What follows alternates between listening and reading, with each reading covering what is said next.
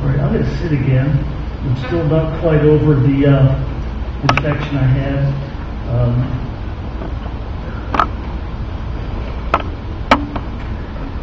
And so I need to still resting, okay?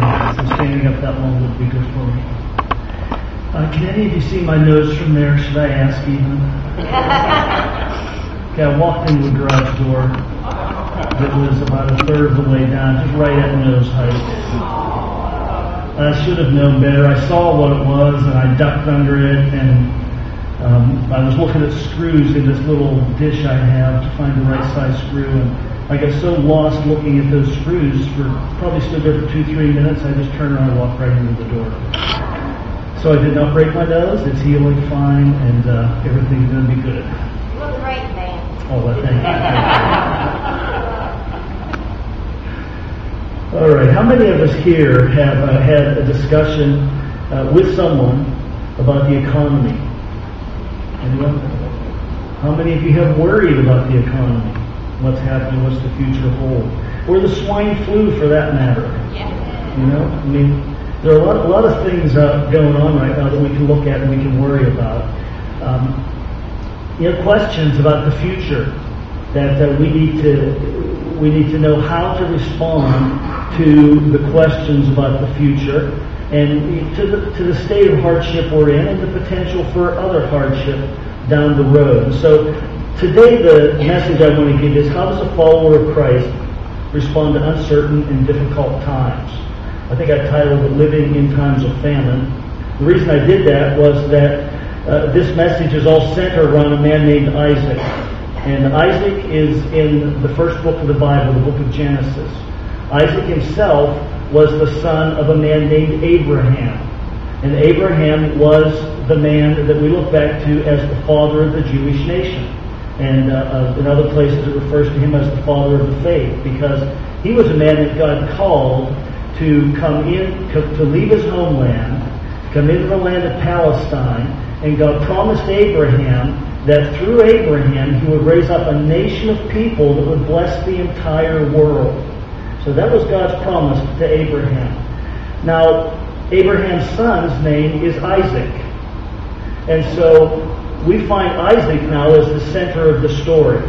And in this incident that we're going to look at in a few moments, I'm just going to tell you the story right now. In this incident, Isaac is living in the land that God had promised to his father Abraham.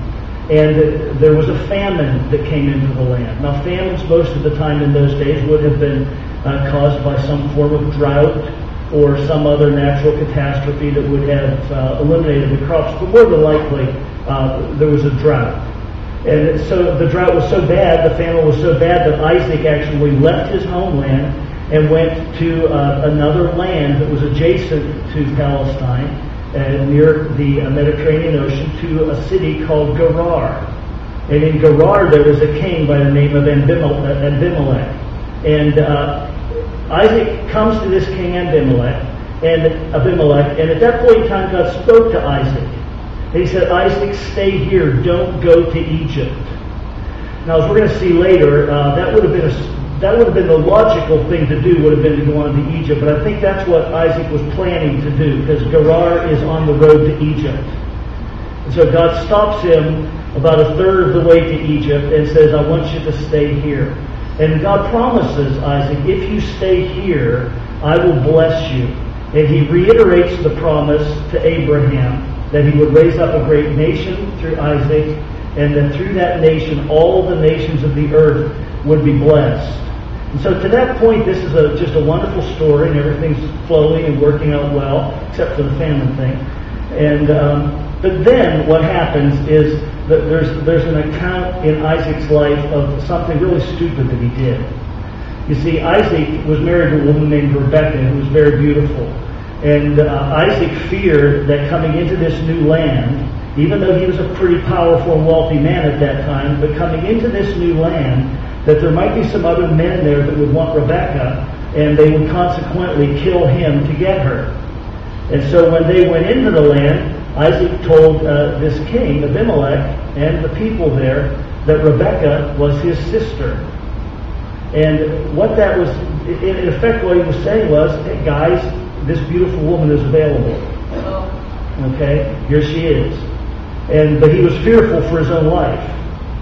And so he kind of offered her up in order to protect his own life. Well, as time went on, King Abimelech happened to look out his window one day when he saw Isaac and Rebekah, and they were kissing or holding hands. They were treating each other in a way that went beyond a normal brother-sister relationship.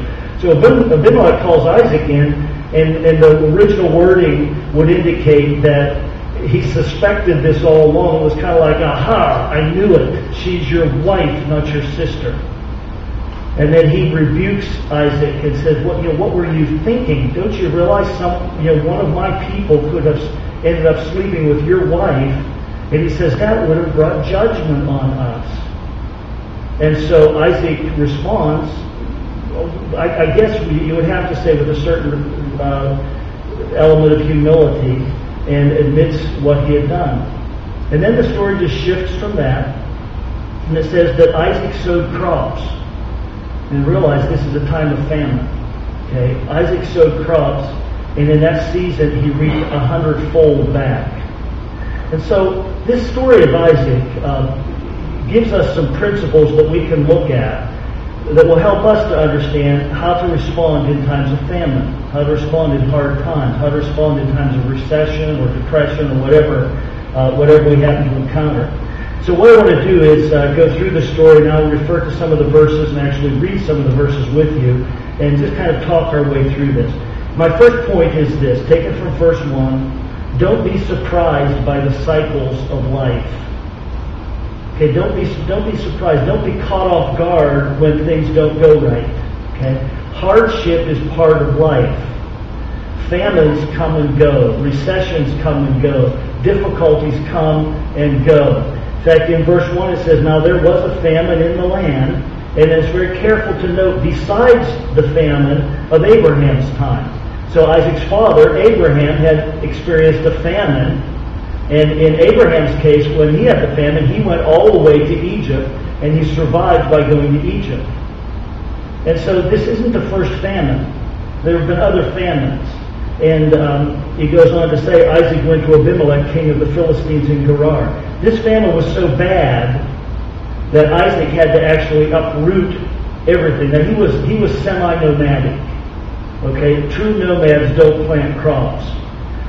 Abraham was a true nomad. Isaac was semi-nomadic, but it was still a big thing for him to pick up his whole household and all of his possessions and all of his flocks, and to travel this long distance was not a small task. And so this famine was somewhat severe.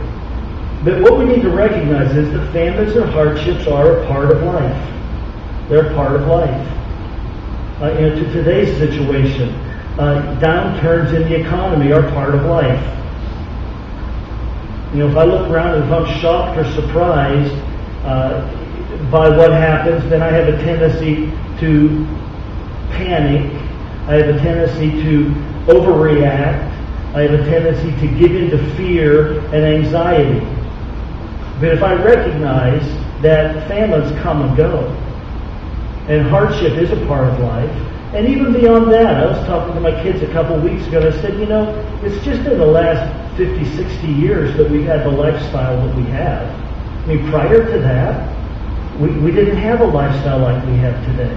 And so we've come to assume that this is normal, whereas 100 years ago, life was drastically different even then than it is today. And so famines come and go. If we don't recognize that, then we will live with fear and anxiety. I mean, does that sound familiar to anyone? Anybody watched the news recently? Read the newspaper? I scanned a few of the headlines, and they're all about the swine flu and banks closing. And we kind of shifted away from terrorism and war to the whole economic thing. But it's so easy just for gloom and doom to pervade everything. How many of you are here to hear Dave Ramsey? Okay, if you were, then I'm really glad. If you weren't,